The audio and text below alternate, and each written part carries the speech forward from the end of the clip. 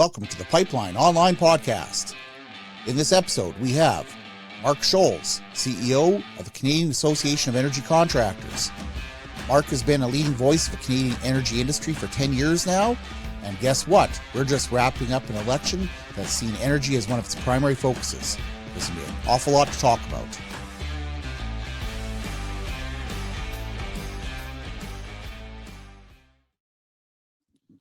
Hello, folks. Welcome to the Pipeline Online Podcast, Episode 8. We've got Bronwyn Eyre back from the other side of the Atlantic. Hey, Brian. And today is Election Day. We've got, it's a big day, and we're very honored here to bring on Mark Scholz, who's been the CEO of the Canadian Association of Energy Contractors, and for CEO for 10 years and 7 years before that, working a few organizations. Is that correct? Yeah, that sounds about right there, Brian, give or take a couple of years on either end. So we're going to ask Mark to introduce himself here, and Mark has been one of the leading voices of the energy industry right through the entire Trudeau period. So have at her, Mark. Well, I mean, it's been a long 10 years with the last Liberal administration, but we'll talk about that obviously when we get into some of the nuts and bolts about what the sector has been dealing with for under Trudeau the second. I've been with the association for it's almost 17 going on 18 years. Our organization represents two major streams of the energy services sector. That's land drilling and service rig contractors. And there you go. That's the AI Mark there out there talking for those service rig contractors and drilling rigs. Yeah, looks complete with mustache. And so our organization is we're an advocacy organization. We represent those businesses in we got over 25 companies, service rigs and drilling rig companies in Saskatchewan that we advocate for in Regina. And it's so good to see my good friend Bronwyn Eyre when she was in elected politics, worked very closely with her when she was energy and resource minister, and did some really great work in the province of Saskatchewan, making sure that we had a good, strong regulatory regime that allowed our businesses to thrive and to employ as many people as we possibly could, and create incredible middle class good paying jobs, not only in the province of Saskatchewan, but right across Western Canada.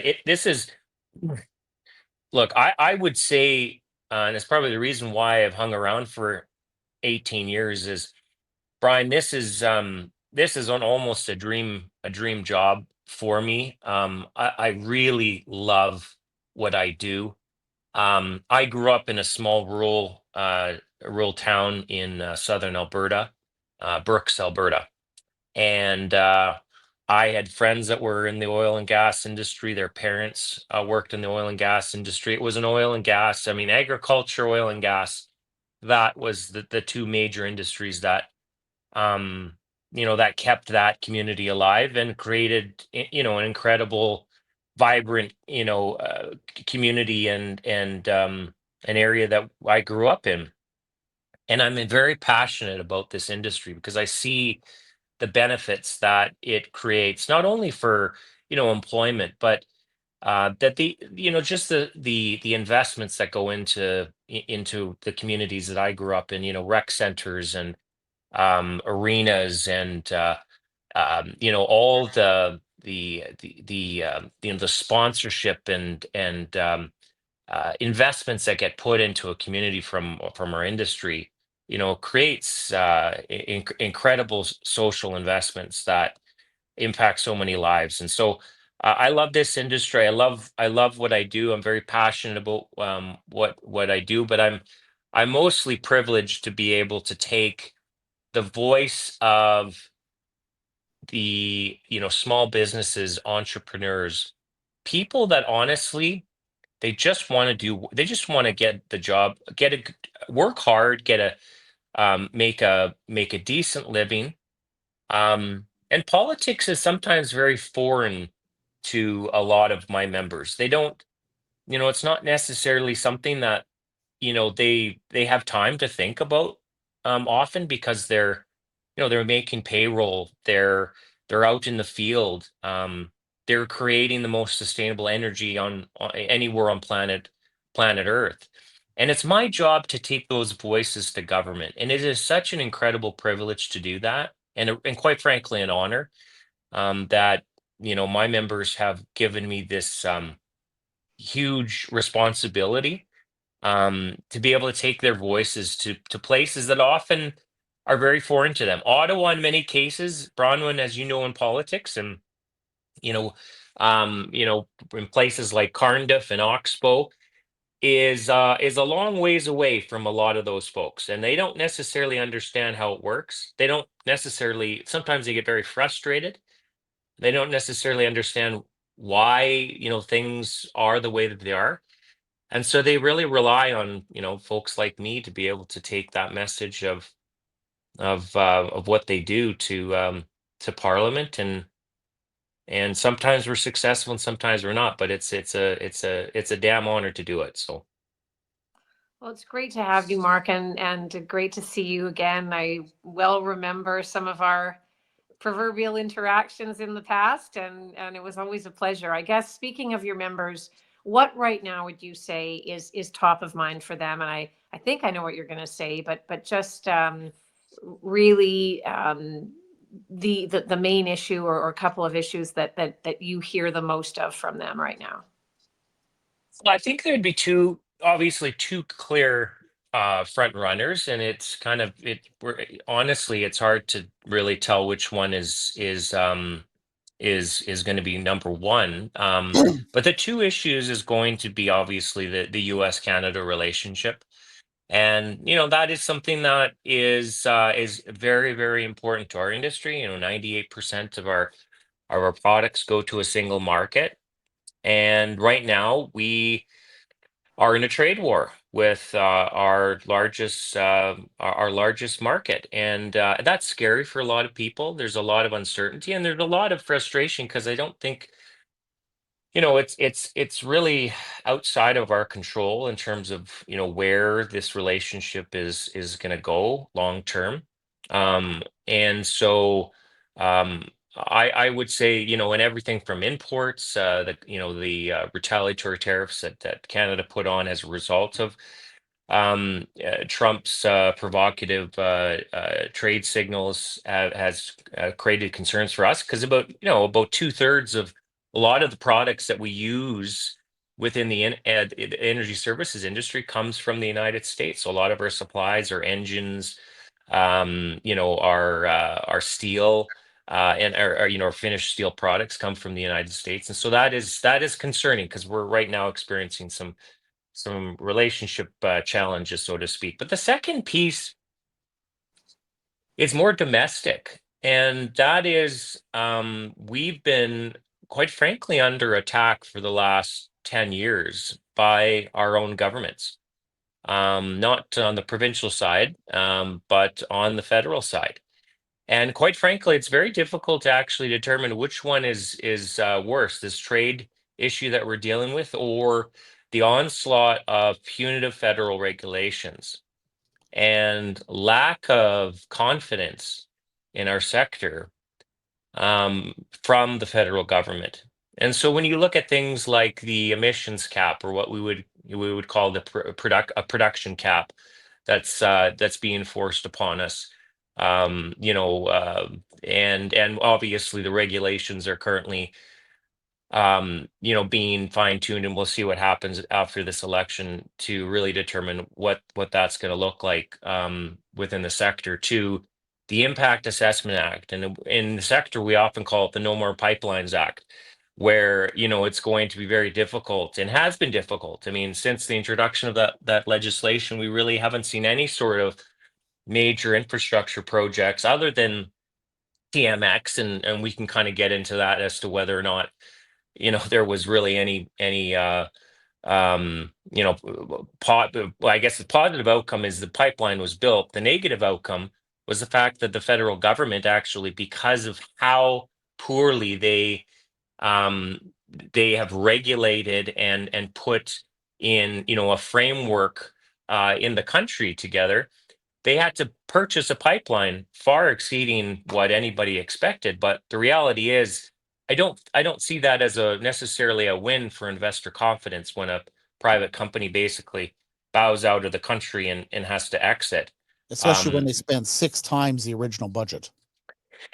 And of course, yeah, right, and left the taxpayers on the hook. And I don't think anybody in Canada or Western Canada was really looking for that from the federal government. We were just looking for sensible regulations and allowing the private sector to do what it does best, which is, make good decisions on investment of capital. And and I think that there was a very strong, compelling investment case to actually let that happen. But because of the regulatory regime we found ourselves in, we had private companies exit. So again, sorry, long-winded answer, Bronwyn. I would say trade issue with the United States, and then just constantly fighting our federal government to allow us to do the work that we want to do, which is provide both domestic markets, Canadians, as well as everywhere around the world with responsible energy products. It's amazing how hard that sometimes is in a country like Canada.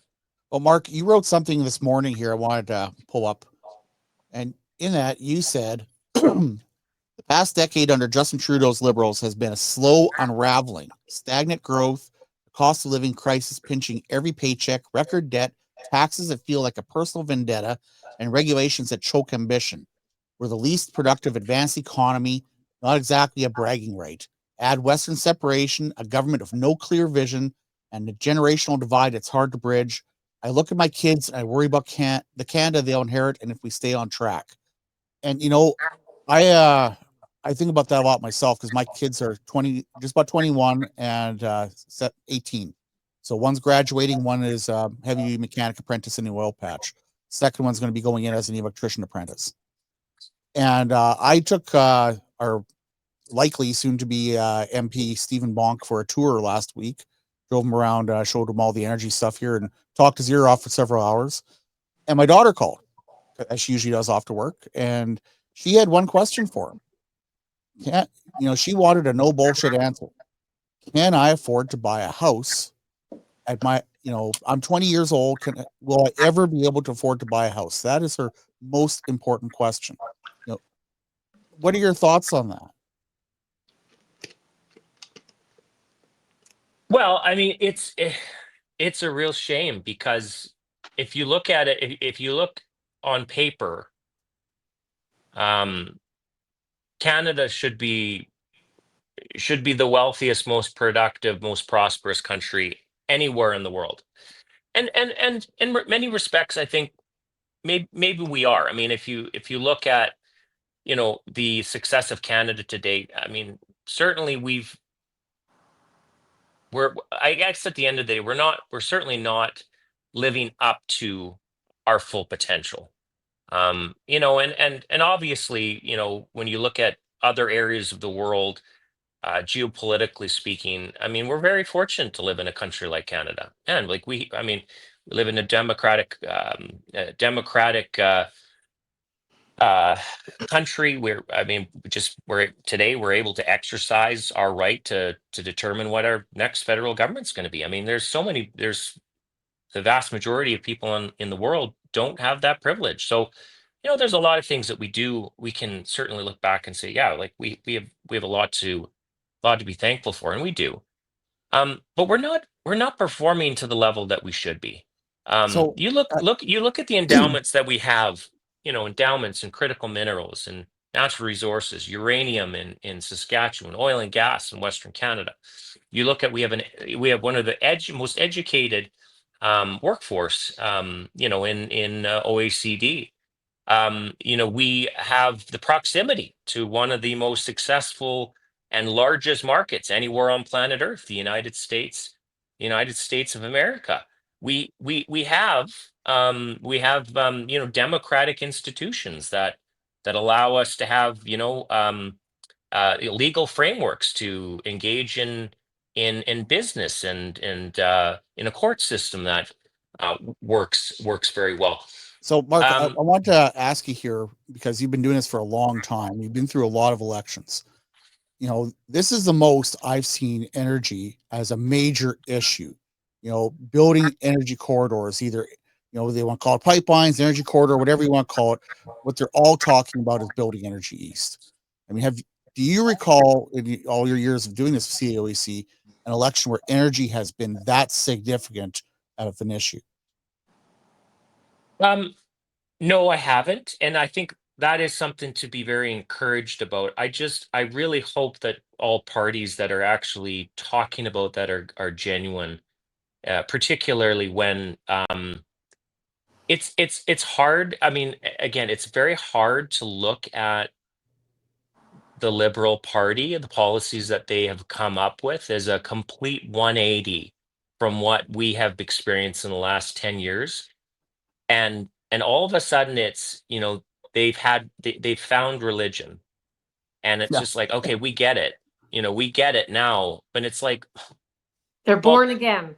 but like it's like, well, but with the last 10 years, it was completely the opposite of what you're saying. So yes, Brian, I think it's encouraging and it's incredible that we're talking about nation building exercises, pipelines, about expansion of the oil and gas industry, creating opportunities for more export markets. These are all these. I mean, it's fantastic. And in fact, as an industry advocate, I was delighted to see that we're actually having these real mature and frank discussions about energy in general. Again, gosh, I really hope that whatever the outcome of this election, that we actually have some action. We have some genuine action, and that's enough of talking. It's like we have work to do. And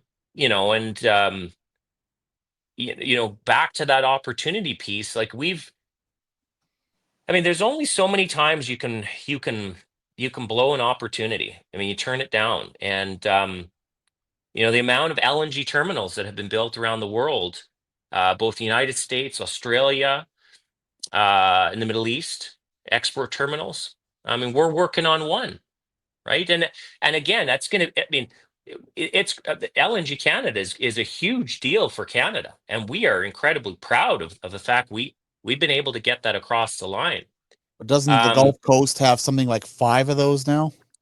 5 and or and 7? and more under construction, more are being proposed. So Like I would just Sabine say, Pass, I our think, is working on their 6th train now, and yeah. LNG Canada is just finishing its 1st. So we got a lot of work to do, and in a federation that the federal government has interprovincial responsibilities for utility corridors and export constitutional responsibilities across provinces and then internationally. The federal government has a huge role to play in helping us achieve the the goals that we have here in Western Canada. And I like look, we're incredibly supportive of Premier Scott Moe and his plan of getting to 600,000 barrels a day. In fact, we would love to see that all the way up to 1 million barrels per day. But the reality is He this: is he that said 1,000,000. he has. I know privately he has. I think he's Yeah, he sticking to said it the to me and I reported it, so okay. But there's only so many levers, as Bronwyn knows, as a former energy minister, that you have as a province when it comes to, like, export capacity. If you don't have that, if you don't have the ability to get your pigs to market, and that involves the federal government as a landlocked province, it's pretty tough to try to incent investment and make those ambitious goals a reality if you don't have the federal government on side. And we just have not had a federal government that has been on side in the last 10 years. And I think, Brom, and I would think you would probably agree as a former provincial cabinet minister. Yeah, absolutely. Where do I begin on that one? Mark, you'll be aware of the letter that 14 CEOs penned to the federal government, two federal leaders rather, running in the election, and they made a number of points, certainly made a number of demands, all of which made eminent sense to me. But do you think it should have come earlier? Thoughts on that, and also, I guess, your own advocacy through CAOEC, over the last few years. I mean, you've mentioned that it's been a pretty arduous journey over the last decade or so, and just how you've kind of got that message across and navigated that with advocacy to the federal government on behalf of your members. Yes. So, I mean, I think at the end of the day, we have to really highlight the fact that the industry has been operating at a 110% capacity, working behind the scenes with the federal government. I mean, these conversations about and encouraging the federal government about building the needed infrastructure, thinking critically about the policies that they're introducing. The industry certainly wasn't. Maybe I would say the public side of our opposition intensified moving into the election. But certainly, we had been working behind the scenes very, very aggressively, trying to work with the federal government and trying to back them down from some of the more egregious policies that they were introducing, which clearly were anti-growth policies. I mean, everything from, as the methane regulations, which clearly the provinces certainly were doing such a great job. In fact, saw huge reductions, and then of course that certainly wasn't good enough for Stephen Guilbeault, and then obviously, ratcheting up the ever-changing goalposts when it comes to methane emissions to the anti-greenwashing legislation, which, quite frankly, I mean, to be honest with you, I mean, guys like me sometimes are quite frankly terrified to be on a podcast like this to talk about our industry, because technically, I can be dragged in front of a competition bureau tribunal with minimal evidence, and it's a reverse onus trial, right? Where anybody can complain about what Mark Scholz has said about the industry, and it's up to me then to defend myself that I'm innocent, which is, I mean, you being a lawyer yourself is incredible. Like, where did we ever get to that point where, like the ability to actually have freedom of speech is really under attack in our country, with some of that legislation. So what I would I've been say fighting is, it tooth and nail. That's for damn sure. well, and Brian, you've done, like, honestly, Brian, you've done an incredible, and thank you so much for your own advocacy, Brian, because you've done incredible. We regularly follow your work. You're a staunch advocate for our sector. You're a journalist, but you speak truth, Brian. You're very much bringing the voices of this industry to the forefront, and we sincerely thank you for that, because I have many members that are very much in tune with the work that the Pipeline Online does, and they're very fortunate for you to be able to give them a voice in the province, and I just want to thank you on behalf of my members for the work that you do, Brian. Well, I appreciate that, but one of the things I wonder is that, why aren't there more people out there in the industry? I mean, in Alberta, we've got BOE report, we've got DOB, we've got a few other ones. The reality is that there are very few people in the journalism space who are actually saying these things. And, you talked about saying the truth. You'd think that would be the default for every journalist out there. Yet I seem to get the impression that that's not the case. And for C-59, as you said, we are talking today positive things about the oil patch. Theoretically, we could all be charged under this. I mean, it makes 1984 and the Alexander Solzhenitsyn's Gulag Archipelago, look like they could be next year. And hopefully people recognize that when they vote today, because I've been a very harsh critic of the large oil companies who have literally floors of lawyers who have not taken it already to superior courts such that it can go to the Supreme Court to say you cannot limit freedom of speech like that. I don't know why they haven't fought that. Are they asking you to be the person to fight that, or? Well, actually, we're involved in, I guess more behind the scenes, but the Alberta Enterprise Group, along with a kind of a coalition of business groups, which we were very supportive of and have contributed money into their case, is actually trying to take this very issue on as a form of anti-speech legislation. And so they are I can't remember whether it was the Alberta Enterprise Group or one of their members is going to be kind of the plaintiff in the case.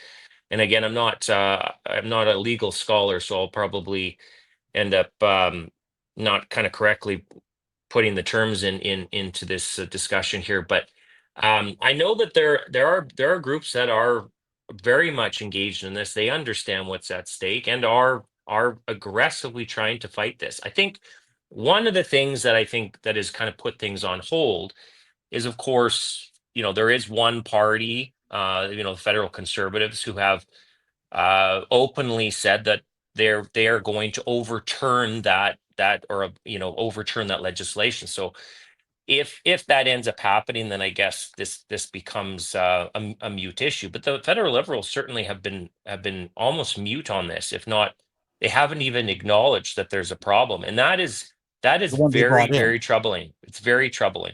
So just before I queue up Bronwyn here, folks that are watching here, we got 54 online right now.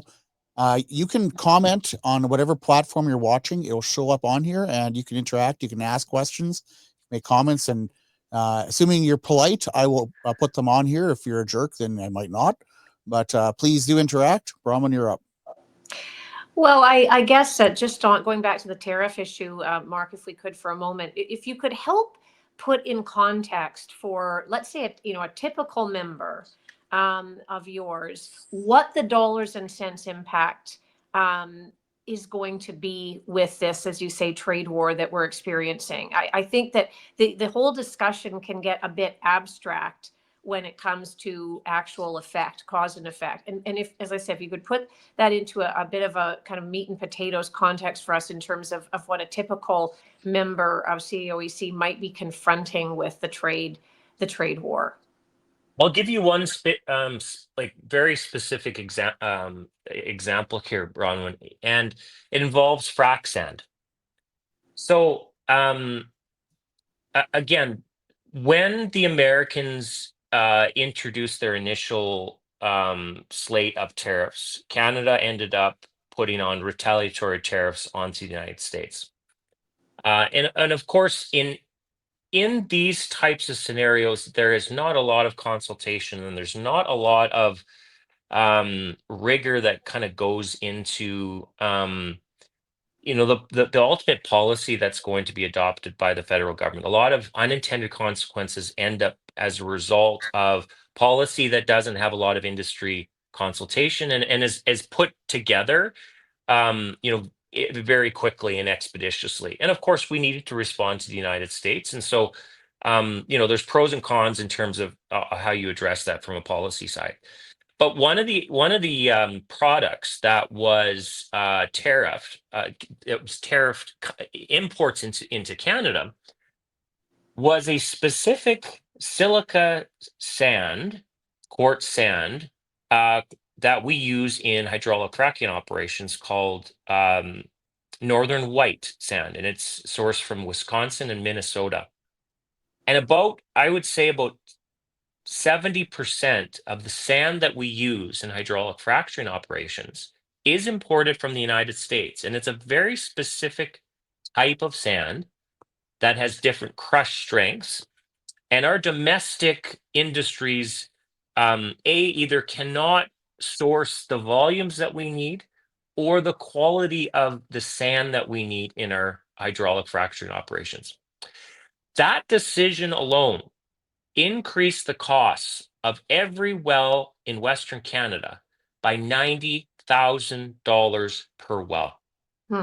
And this is, and again, that's just one specific example, just sand.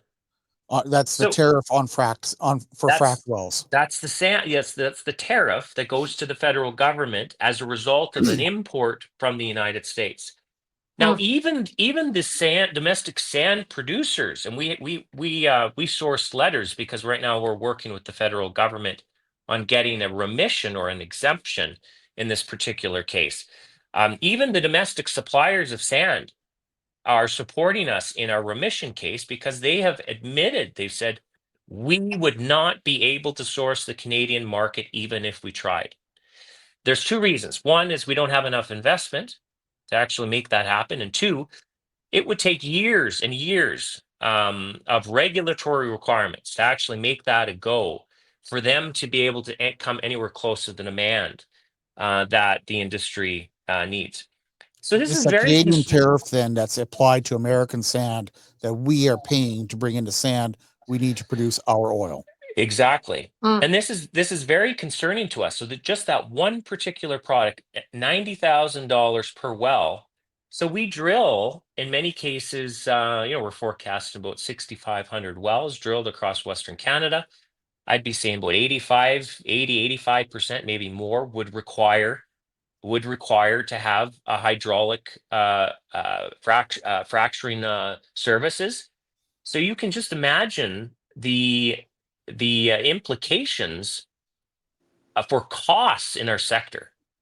That's really Um, helpful. That's great. That's great to know because as I say, it puts it in real perspective rather than abstract perspective. Similarly, Mark, I was going to ask you, production cap. Obviously, personally, I'm going to show my hand. I hope the Liberals are not successful tonight. But if they are, and Mark Carney's been very coy about the fate of the production cap. He's kind of talked about no, it won't go ahead. Maybe it will. Very hard to read the tea leaves on that and other things from his perspective. Impact on the production cap right now and going forward. Again, typical member dollars and cents impact. When we did the Saskatchewan First Tribunal analysis of the economic impact of the oil and gas cap, it's again, it almost becomes just another big number, which is hard to get your head around. Huge impact on the sector. But to kind of whittle it down to, let's say, one member, one operation. What are we looking at in terms of a federal policy like the oil production cap? well, and that's always a difficult question because, as you know, my members, their activity is driven by the willingness and the interest in our customers, which are the oil and gas producers, to make investments in Western Canada. So if, for example, the costs of doing business in Western Canada increase because of regulation, so either governments come in and they add additional layers of regulations that cost more money to drill a well, it means that that pool of capital that was originally allocated becomes smaller. And what that means is if we have a smaller pool of capital because government is chiseling away at adding additional expenses and adding more burdens, less money then goes to service companies. And it means that we have fewer rigs that are working. And what that means is we have fewer people that are required to operate those rigs. And so when you look at a community like, let's just say Estevan or Weyburn, for example, communities that are I would say oil field service hubs, when equipment is in less demand, it means those businesses that operate those rigs have less revenue, have less opportunities to expand their business, provide less opportunities for their people for training, as well as just keeping them employed and engaged in their occupation. And then that ripples through these small communities. It means that the restaurant owners and the pubs and the laundromats and the Super 8 motels that end up accommodating a lot of outside crews that come in, they suffer as well. So it's just this ripple effect throughout the community, throughout the industry, that impacts these small businesses in ways that is really quite unfortunate. And you know Well, what, I got a break here for a yeah. second, Mark. We have to go to a 30-second ad. It's a good chance for people to put some comments up here. I want to ask you a bit about membership and some changes that's been happening in drilling after the break. So everyone send a comment, ask a question. We'll be back in 30 seconds. There's a reason that HG Jack has dominated Saskatchewan's oil patch. That's because that distinctive curved walking beam reduces energy consumption by about 25%. That means 25% less power bills, 25% less carbon tax. That's a big difference. And it's available exclusively from Grimes Sales and Service, Batman, Saskatchewan. Sorry to interrupt you there, Mark, but I got to get that in there before we end up running out of time. And we've been going pretty hard here. You were talking about your membership and the service industry and all that sort of thing. I noticed something in CAOECs and your own recent posts online is that you now have some different memberships that I honestly did not expect. I saw that Tyne Energy is now a member. And, I always thought that as an organization that primarily represents services in not only just the government, but also to the oil producers themselves, I was surprised to see an oil producer on there. So I know you've been very innovative about trying to increase membership in the past. So explain to me how that worked and what are you doing there? Well, I think so the introduction of producers is not a new phenomenon to our membership. Although I would say in the last 3 and 4 years we've seen a tremendous increase in the number of producers that are interested in being part of our association, and it makes a lot of sense because our success, if we're successful as an association, to creating a vibrant energy services sector that can operate in a business environment that drives innovation, that drives capital deployment and new equipment, and we're able to have trained crews, and that benefits oil and gas companies. So our success is their success, and they recognize that. And so we have a number, actually we have 27 producer members within our association that I speak with on a regular basis, and they've asked me, hey Mark, like how do, a lot of the work that you do benefits us, because if we have a strong energy services sector, it means that we have, when we deploy that capital in the Saskatchewan market, and we have companies that are operationally efficient, and they're exchanging ideas about how to promote safety, a strong safety culture within their businesses, where they're exchanging that within the industry, and this continuous improvement is not just at a company level, it's at an industry level that benefits them as a company. How And many so, drilling rigs do you have now at active rigs, and how many rigs in the fleet compared to say 10 years ago? oh, okay. Well, right today we have about 130 rigs working. That and that It is we're in breakup, so we're in breakup. Although breakup as over the last 10 years has become a little bit different every year, as more companies invest in kind of long-term well locations and all season infrastructure. It makes it a little bit easier to actually drill year round. But in Saskatchewan, I would say we're at that's the spring break off drop off, so to speak, is very pronounced, because a lot of that major infrastructure and all year round road infrastructure is going to be more on the like the major gas fields or the oil sands. Um, What was that question again? Sorry, I Brian. guess so. I mean, we used to have a fleet of over 800 Yeah. rigs, and we would have up to 600 working in wintertime. That would be about 2012. And the downturn hit in 2015 really hard. How many total rigs do we have in the fleet now? And in the busy season, the wintertime, how many would you have working? So right now in the service or drilling rig side, we have about 385 drilling rigs. We used to have, and I would say the peak was probably in about 2010. We had about 950 drilling rigs. So we've gone from 950 drilling rigs to 350. So we've shaved off 600 rigs. And that's the huge. same on the service rig side. We had 1,200 service rigs. Today we have about 550. So almost half. So I got a few more questions here, but Brahman, I tee up. Yeah, no, thanks. Just, I know we did some work back when I was minister, Mark, CAOEC and the government of Saskatchewan, along, red tape reduction between Alberta and Saskatchewan, and there was some work done there, and it got, pretty technical in some cases, but I think the work was important. What's the state of red tape now, would you say, both at the Saskatchewan level and sort of cross-border Saskatchewan, Alberta?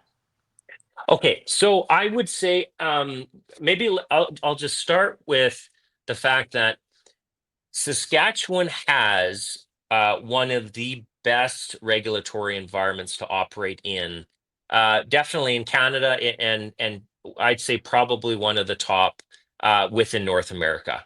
Not only are the regulations that we work with in Saskatchewan, I would say efficient, but what's very important is the responsiveness of government to make changes when they make sense is, I would say, incredibly efficient in Saskatchewan. So when we have issues, and whether it's red tape or harmonization pieces, it is very, very easy to approach the Saskatchewan government to get heard out, and then to actually see those results get implemented in a very quick period of time. So I would say there are not many red tape issues. The low hanging fruit, I think, is pretty well covered. And operating in Saskatchewan is, quite frankly, a delight for both as from a producer level, and I can say that just being in meetings with a lot of the producer associations who advance those statements that it's very easy to work in Saskatchewan. So I hope that answers your question. I would say, yeah, we've uncovered a lot of the low hanging fruit, and when the issues come forward, we have a very responsive government in Saskatchewan to address them as they go forward. And what was your thought on talk during the federal election about, lowering trade barriers between provinces, potentially quite radically? Any thoughts on that from your perspective as head of CAOEC? Good thing, bad thing? No strong views? What we're actually seeing is, because of the internal trade discussions that are happening in Canada, is that we are seeing the expansion of the Alberta and Saskatchewan models into Manitoba now. And we are now working on discussions with British Columbia. And those conversations, so what I mean by that is we have some, mostly on our service rig side related to transportation, we have memorandums of agreement that we have had with Saskatchewan and Alberta for 2 decades that create a very unique and customized regulatory approach to service rigs because of their unique transportation needs. Saskatchewan has helped us break into Manitoba And I believe that by the end of this year, if not sooner, maybe this fall, we will have a transportation MOA in that province, which will for the first time allow Saskatchewan-based contractors to move into Manitoba with a customized, harmonized service rate transportation approach. First expansion of that MOA in over 2 decades. Well, an example of those sort of kind of ridiculous things that have to be dealt with. It wasn't that long ago, probably about 12 years ago, give or take, that you could not use a tri-drive truck in Manitoba for oil patch purposes, which is the standard for rig moving and other things. I mean, it's just the way things are done. But because it wasn't allowed under their rules, it was essentially a non-tariff barrier. Mark, I wanted to ask you here before we run out of time, which we are going to run out soon. Saskatchewan a year ago brought in a multilateral well program, and they already had wells being drilled of that fashion, but I'm seeing a dramatic uptick of that. This year they introduced a old well reactivation program. I can't remember the exact name, but basically it's going into wells that are just about dead and adding 1 or 2 more horizontal legs. What are your thoughts on that? What's the industry uptake on them? Well, so the total uptake, I mean, obviously time will tell, and we, I think that the program's going to be successful for a couple of reasons. One is those program ideas, the ideas that were introduced here within the 2025 budget by the new finance minister, Minister Ryder, those came from the industry. The industry had said, Minister, here are some ideas that we have that can optimize these existing wells.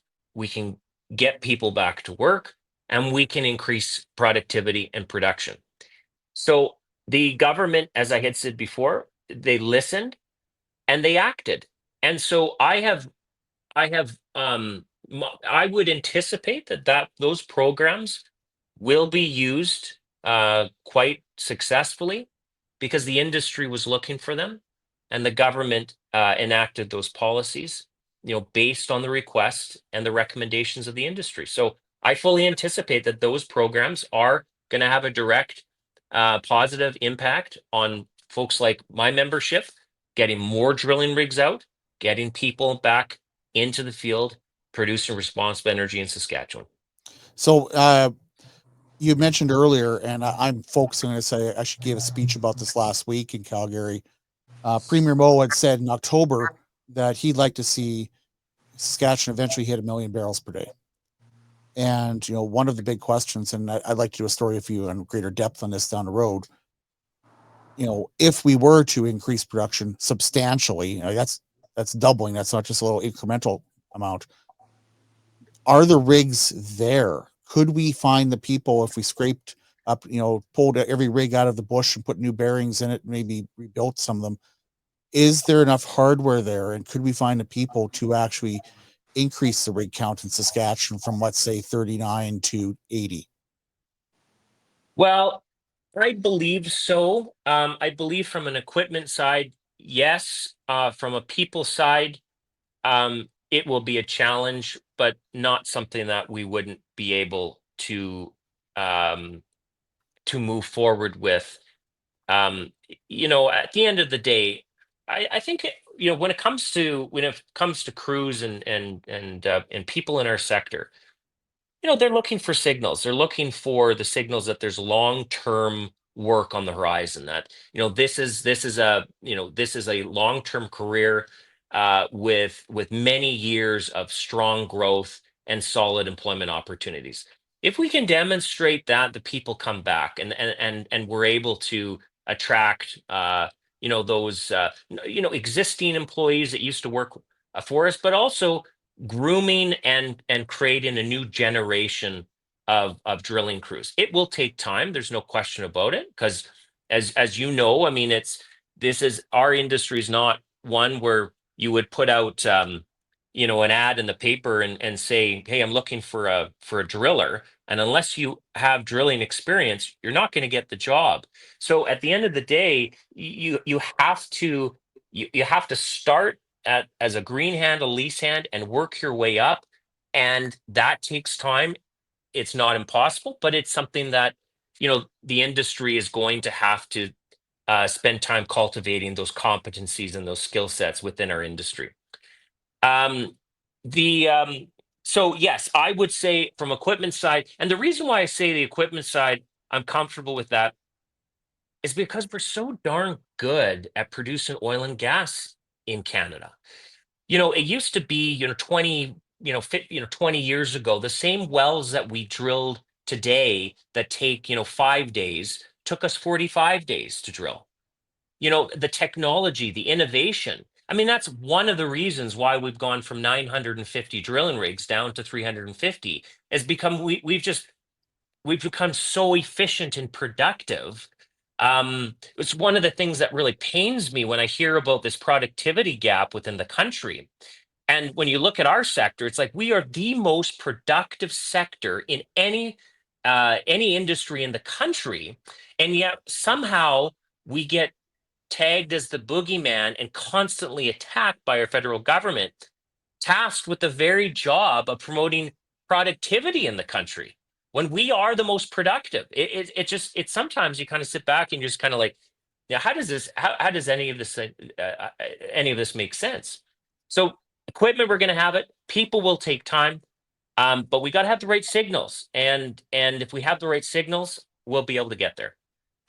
Speaking of signals, Mark, and going back to Brian's daughter, who, wants some assurances going forward into the sector of, stability and middle class stability, which you also referenced earlier. What are you seeing in terms of the ongoing challenge of attracting, young people into the sector at every level? I mean, do you see people being spooked by it because of the uncertainty we've seen over the last few cycles, and even people who maybe left the sector who are now spooked about coming back to it? And I know that's something I heard about in my early days as minister, that it was really difficult sometimes when people had made a decision to walk away from the sector, to sort of get them back and reassure them that everything would be, stable once again, which is something we've hardly really seen, right? So what are you seeing in terms of that labor security, more broadly speaking?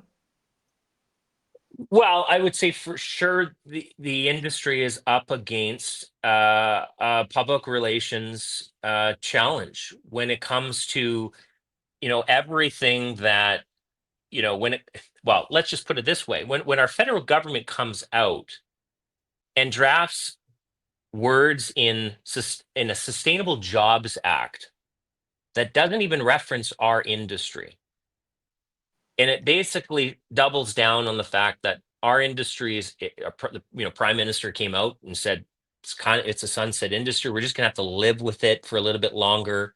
Maybe we'll look at phasing things out. You have a Sustainable Jobs Act that basically I went to Ottawa pleading with them to say, like, how does it make any sense that my drilling contractors are drilling for not only hydrocarbons, but they're drilling for lithium, that are directly going into the $15 billion in federal grants that went into those battery plants in Ontario. We're drilling for lithium. We're drilling for potash. We're drilling for carbon capture and storage wells. We're drilling for geothermal. You cannot acquire those subsurface resources or heat, for example, without a drilling rig. And and yet when it comes to sustainable jobs, our industry, my industry, is written out of those policies. And that translates into our secondary system, into our school system. It is a terrible signal to people that are in high school right now and post-secondary and thinking about their career opportunities. And those signals, as I had said, are impacting our ability to attract young people into the sector. At a time when we are facing one of the largest energy security crises in a generation, in fact, in most people's recent memory. Probably have to go back to the 1970s oil shocks. And that energy Are you now, alluding to the idea that the United States could cut off Line 5 and Line 6 going into Southern Ontario?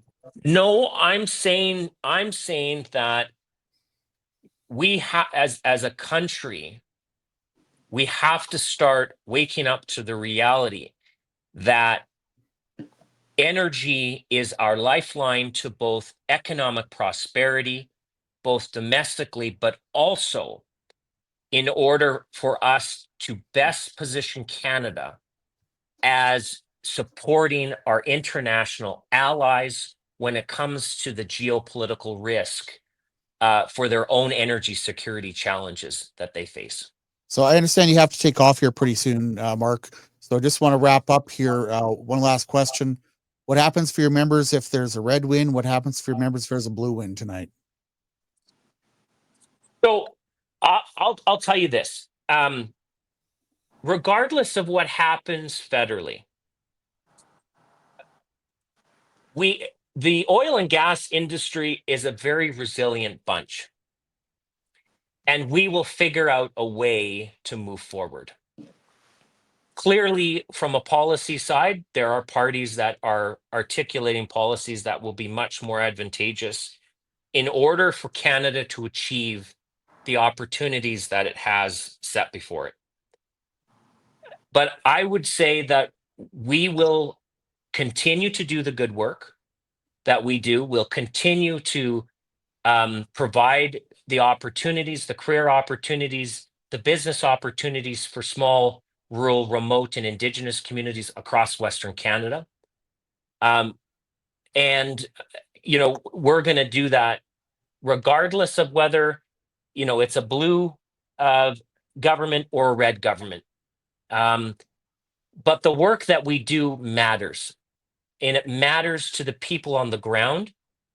But more importantly, and I wish all federal politicians would see this, is that people around the world are desperate for Canadian energy. There are, millions of people, billions, I would say, that don't have access to energy at all. And that is a shame when we are sitting on the endowments that we have ready to share with those countries who need it, to bring them out of the depths of poverty, and to do what we do best at an international stage is helping humanity. And that's what Canada can do. And that's what Western Canada, with the resources that we have, can help Canada achieve. Thank you very much, Mark. Bronwyn, you have any finishing comments? No, I don't think so. Just that it was a real pleasure to chat, Mark. Thanks again. Thank you so much for having me. Okay, and thank you very much, folks. We'll be back likely in 2 weeks. Haven't got that one lined up yet, but we will be probably dealing with whatever came out of this election today. So get out there and vote. Have a good day.